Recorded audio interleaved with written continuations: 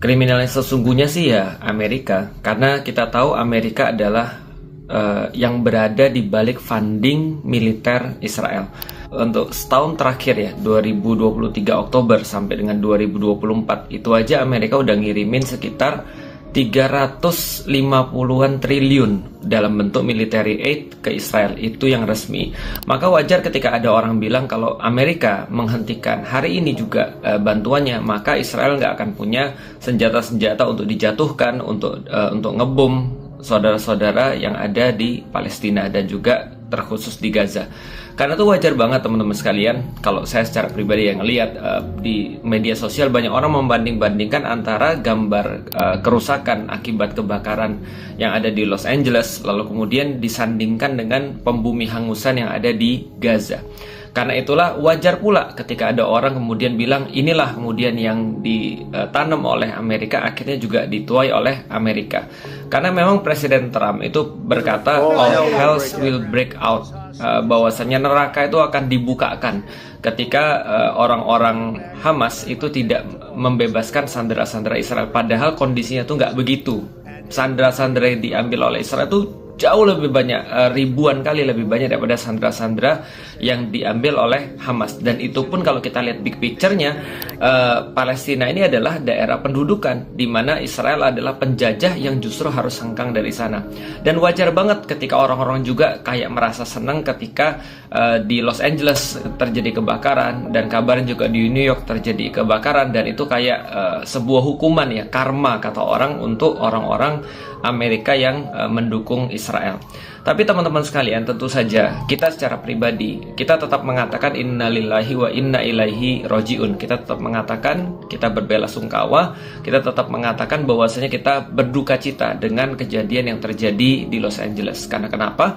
Karena tidak ada satupun manusia yang layak untuk disyukurin ketika mereka mendapatkan musibah, yang layak untuk dibully ketika mereka mendapatkan musibah. Kita tetap berbelasungkawa, kita tetap kemudian untuk menyampaikan bahwasanya kita turut berduka dan kita merasakan apa yang mereka rasakan, kita berempati pada mereka. Karena tentu saja tidak semua orang-orang Amerika yang berada di tempat kejadian itu semuanya menanggung kesalahan pemerintahnya Amerika. Nah, hanya saja teman-teman sekalian, ini juga sebuah hikmah mungkin bagi kita. Mungkin selama ini kita masih abai ketika terjadi pembumi hangusan di Gaza, tapi kita menjadi melek tiba-tiba ketika kita melihat satu tempat yang begitu luas kemudian hancur, berantakan hanya dalam beberapa waktu saja oleh kebakaran hutan. Nah, ini adalah sebuah waktu yang tepat bagi kita untuk mengambil hikmah. Apakah kita tetap diam ketika terjadi kerusakan yang lebih besar, terjadi kerusakan yang dibuat oleh manusia secara sengaja, genosida. Sementara apa yang terjadi di Amerika itu adalah sebuah musibah yang ya tidak akan terulang mudah-mudahan dalam waktu dekat. Artinya musibahnya udah selesai, tinggal mereka recovery. Tapi tidak dengan di Gaza. Yang terjadi di Gaza adalah mereka sampai sekarang masih dibombardir, mereka sampai sekarang masih mengalami kerugian, dan mereka sampai sekarang masih menderita, dan kita nggak tahu sampai kapan. Mungkin ketika ini terjadi pada white people, pada orang-orang berkulit putih, orang baru akan lihat seperti apa sih susahnya.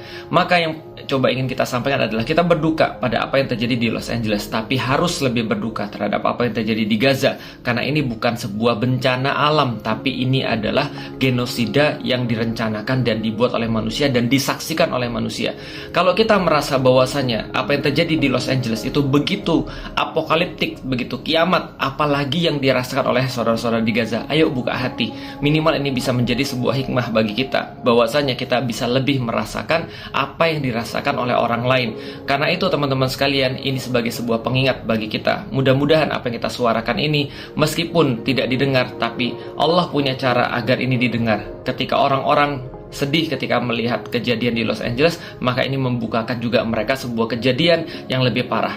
Kalau andaikan di Los Angeles itu mungkin kerugiannya begitu besar, 2.500-an triliun katanya, dan korban jiwa itu sedikitnya sampai sekarang cuma 10, tapi di Gaza berapa puluh ribu minimal 50.000 orang-orang sudah tewas tidak bernyawa di sana dan didominasi oleh anak-anak dan perempuan. Yuk buka mata, ambil hikmah daripada kejadian, kita tetap berduka, kita turut kemudian bersedih, tapi kita harus tahu bahwa kita tidak boleh pilih-pilih dalam bersedih. Ada kesedihan yang lebih besar, ada bencana yang lebih besar, dan ini bukan terjadi karena alam, tapi ini terjadi karena manusia dan tangan-tangan mereka serta genosida yang terencana. Assalamualaikum warahmatullahi wabarakatuh.